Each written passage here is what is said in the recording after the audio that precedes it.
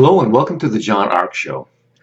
Today we have another episode of the John Ark Show viewer consultation sessions. We're going to answer some questions from the viewers who've asked for advice. Before I begin, I want to encourage you to subscribe, like, follow, and comment on the show, as well as tell you that HollywoodIsCalling.com is a company that allows you to purchase live phone calls with some of your favorite movie stars.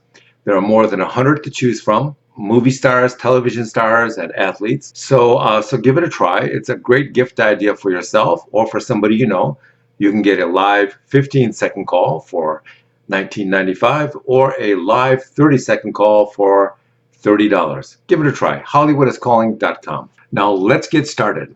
So our first question is from Madison, and Madison writes, "My boss is trying to set me up to fire me. What should I do?" Well, Madison, first and foremost, you have to document everything. And if it's legal in your state to do so, secretly record your boss. Hopefully he'll say something inappropriate or illegal that will strengthen your case against the company. But the point is, go online first and check to see if it's legal for you to secretly record somebody in your state. Next, we have a question from Mace, and Mace writes, "The state I live in is making it almost impossible to do business. What do you recommend?" Well, first try and set up an online component to your business.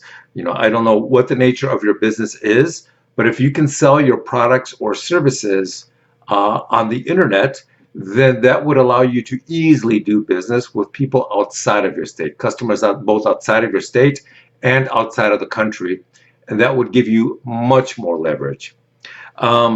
The other thing that I would recommend that you do is if it comes down to it, and if you're not able to go online with your product or service, then look at moving to Texas or Florida. These states are both extremely tax friendly to businesses, and they're extremely regulation friendly to businesses.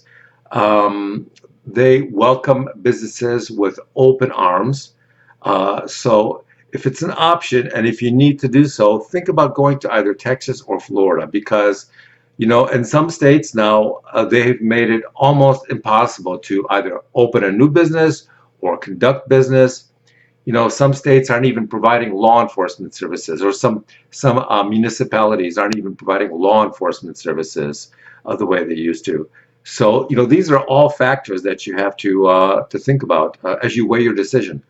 So give it some thought. Salim writes, "I'm getting married soon. It's my first marriage. What do you think of prenups?" Well, Salim, if this is your first marriage and you're both broke, then it's probably not necessary. When you start out with nothing and you both build an empire, then there's no reason you both shouldn't share in it. But if it's your second marriage, or if one of you has tremendous assets and the other one is completely broke, then you may want to explore the whole prenup thing, because if you have financial resources and your partner doesn't, and a year from now they decide they don't want to be married anymore, or they cheat on you or something like that, then you don't want to be stripped naked financially. You don't want half or more of everything that you have taken away because you were married for a year or two. It's just not reasonable. And while you're at it, you can also, in many states, you can also come up with a child support agreement that will be in effect after the divorce, so that you no longer have to go to court to fight over child support and child sharing terms.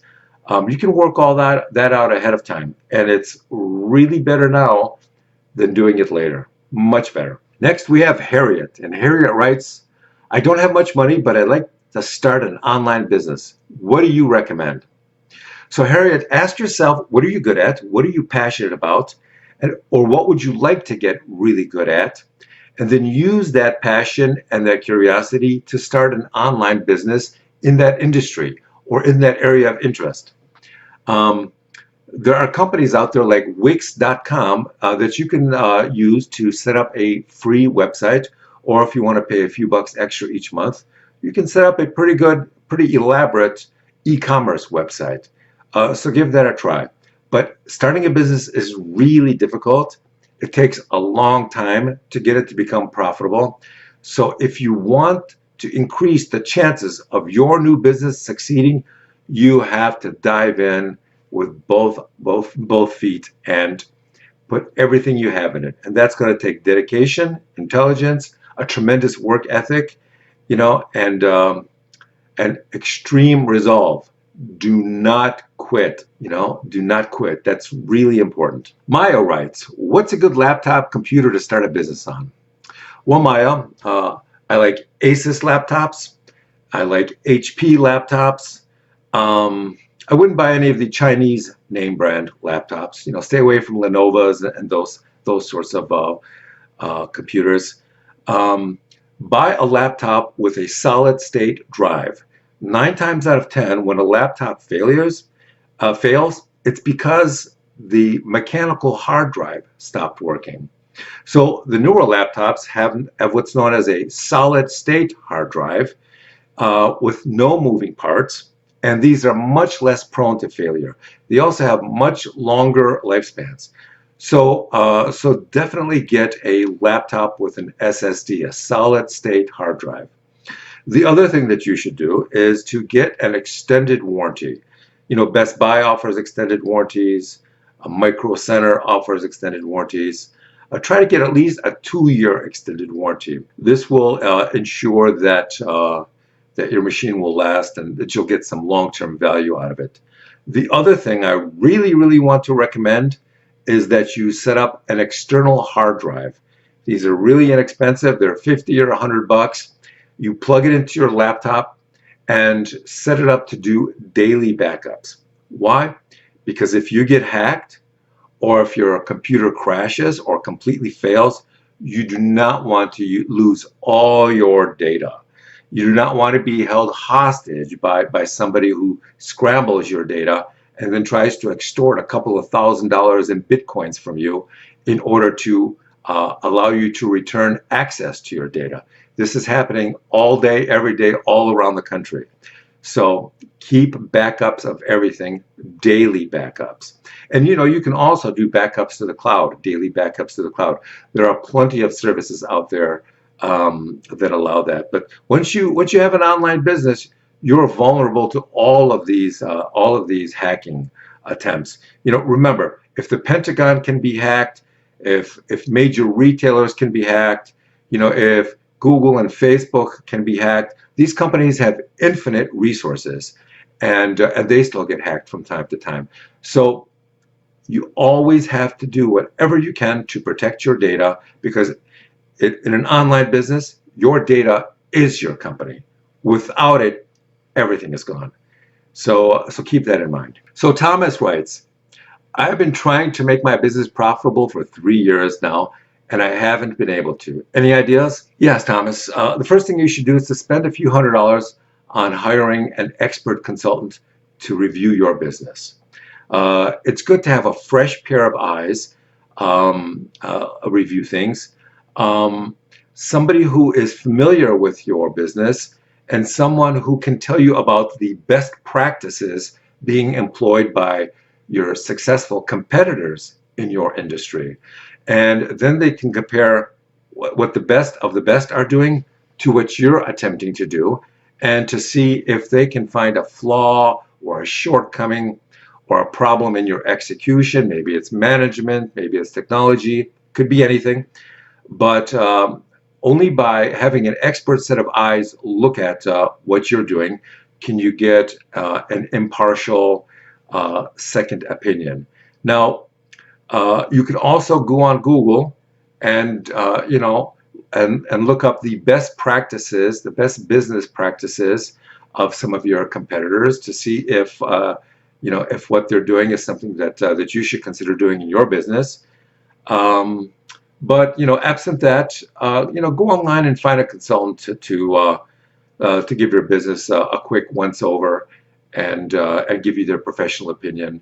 But mind you, you don't just want them to tell you what's wrong. You also want them to make suggestions on how it can be remedied, strengthened, made more competitive, all of that.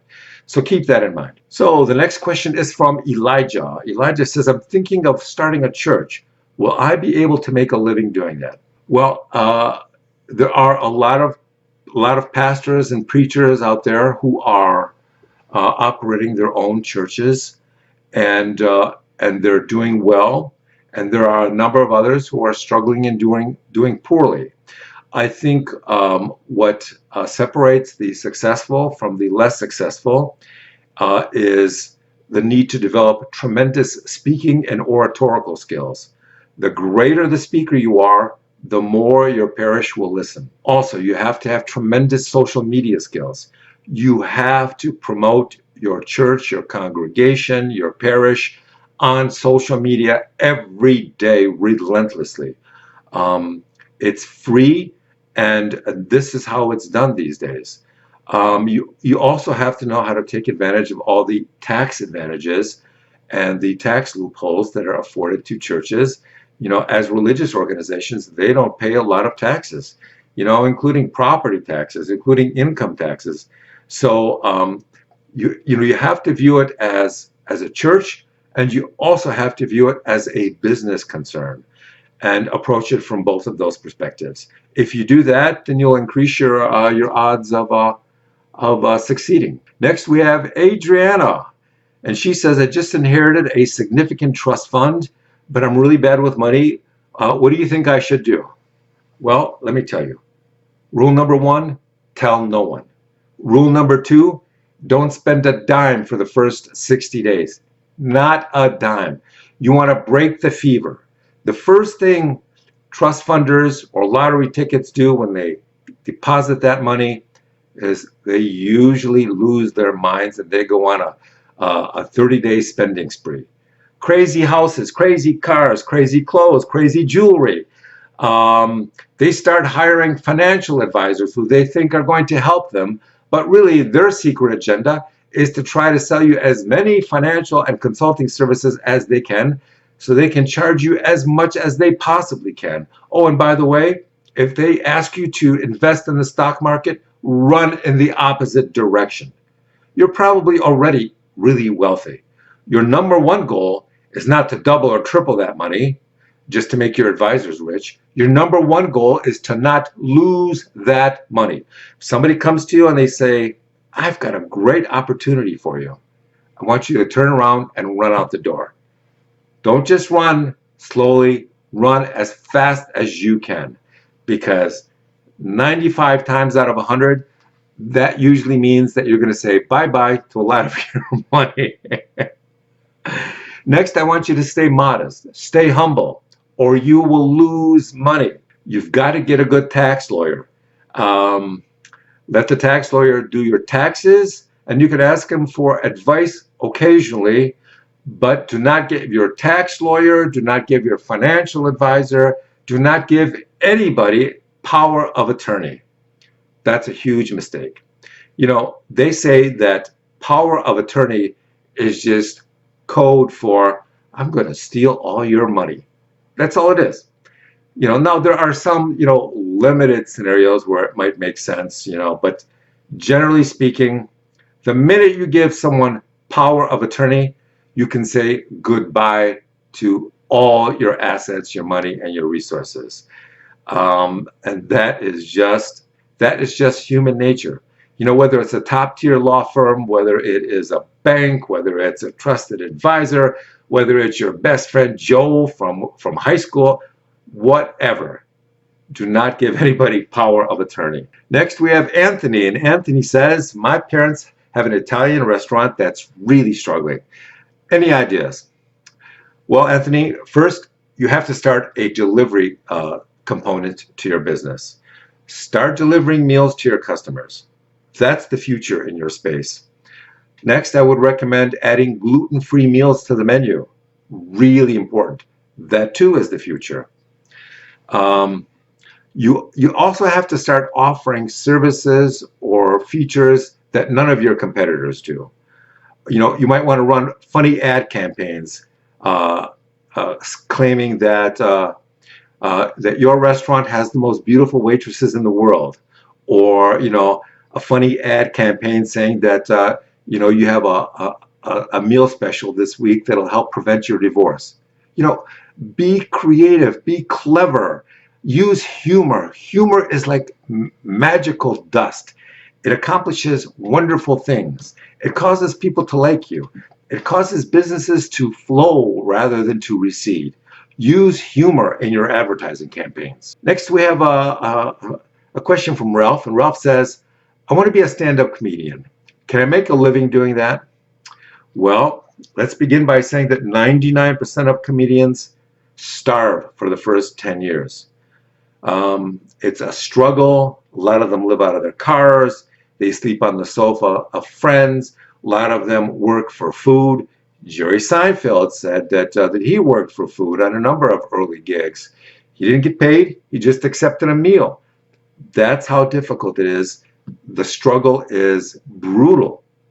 But once you achieve headliner status or you build a large social media following, then you can make 6 or 7 figures. You can make serious money.